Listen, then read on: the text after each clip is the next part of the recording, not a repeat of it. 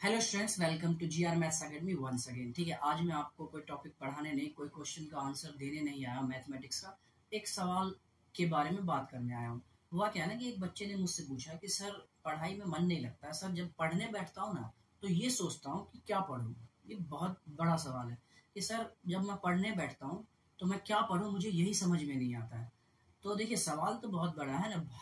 बहुत सारे बच्चे इस सवाल के शिकार हैं। इस सवाल का जवाब बहुत सारे बच्चों के पास नहीं मिलता है। लेकिन मैं एक बात जरूर कहूंगा, सॉल्यूशंस हो सकते हैं कई हों, लेकिन एक बात मैं इसको लेके जरूर कहूंगा कि एक बहुत अच्छा एक लाइन कहा गया, मैं आप उसके माध्यम से आपको समझाता हूँ।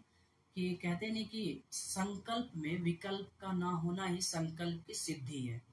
ठीक है, मैं एक बार और रिपीट कर देता हूँ, आप लोग बहुत ध्यान से सुनिए, फिर मैं इसको समझा भी दूंगा, आप लोग ज्यादा दिमाग पे जोर मत डालिएगा। ठीक है, कि संकल्प में विकल्प का ना होना ही संकल्प की सिद्धि है।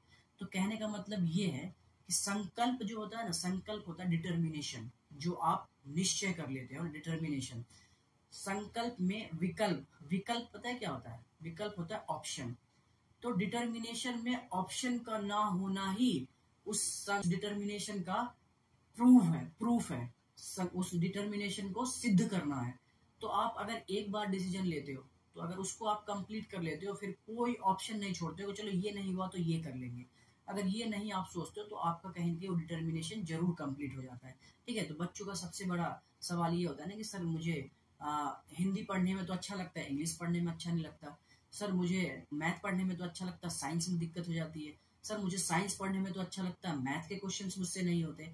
तो इन सब सवालों का क्लास 10th तक अपने दिमाग को इंस्ट्रक्शन मत दो, क्योंकि क्लास 10th तक आपको ये सारे सब्जेक्ट, आपका मन करे ना करे, पढ़ना ही पड़ेगा। आपको एक संकल्प लेना ही पड़ेगा, मुझे हर सब्जेक्ट पढ़ना है क्लास 10 तक। क्लास 10 के बाद क्या होता है ना कि आपको लाइनें मिल जाती है, आप इसे चूज कर सकते हो, यस और नो, ये लू सब्जेक्ट ये नहीं लू।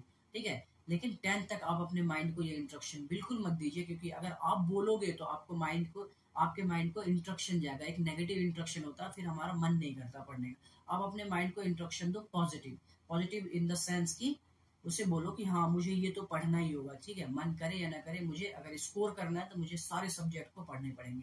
तो बस इसी सोच के साथ, इसी संकल्प के साथ आप अपने 10th और 12th, 9th, 10th, 11th, 12th की तैयारी बेहतरीन लेवल पे लेके जा सकते हो। ठीक है, बाकी हम बहुत सारे सवालों के जवाब लेके यहाँ पे आएंगे। तब तक अपना ख्याल